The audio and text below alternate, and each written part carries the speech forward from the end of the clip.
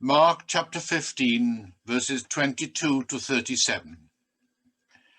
A certain man from Cyrene, Simon, the father of Alexander and Rufus, was passing by on his way in from the country, and they forced him to carry the cross.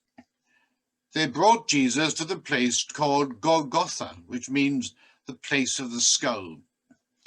Then they offered him wine mixed with myrrh, but he did not take it, and they crucified him. Dividing up his clothes, they cast lots to see what each would get. It was 9 a.m. when they crucified him. The written notice of the charge against him read, "The King of the Jews." They crucified 2 rebels with him, one on his right and one on his left. Those who passed by hurled insults at him, shaking their heads and saying, "So, you who are going to destroy the temple and build it in 3 days, come down from the cross and save yourself." In the same way, the chief priests and the teachers of the law mocked him among themselves. "He saved others," they said, "but he can't save himself. Let this Messiah, this King of Israel, come down now from the cross, that we may see and believe." Those crucified with him also heaped insults on him.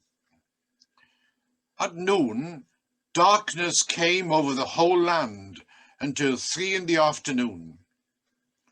And at 3 p.m, Jesus cried out in a loud voice, "Eloi, Eloi, lema sabachthani," which means, my God, why have you forsaken me?" When some of those standing near heard this, they said, "Listen, he is calling Elijah." Someone ran, filled a sponge with wine vinegar, put it on a staff, and offered it to Jesus to drink. "Now, leave him alone. Let's see if Elijah comes to take him down," he said. With a loud cry, Jesus breathed his last.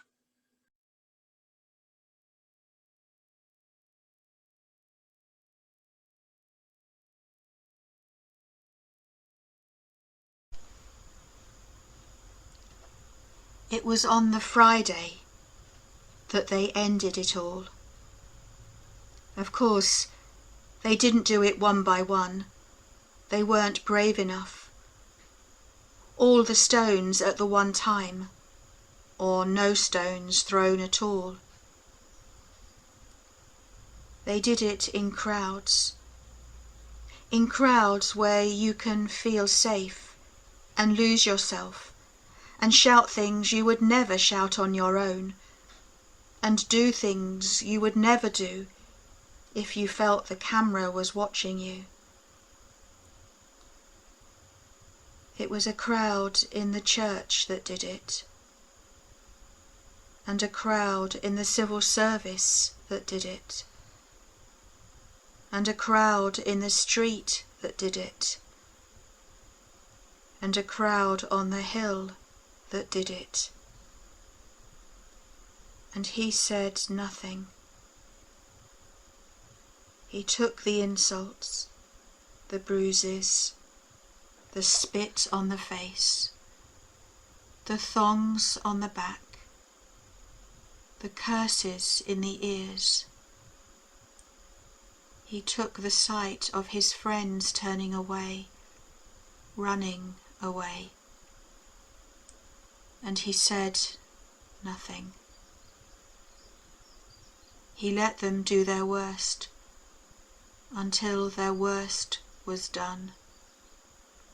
As on Friday they ended it all, and would have finished themselves had he not cried, "Father, forgive them,"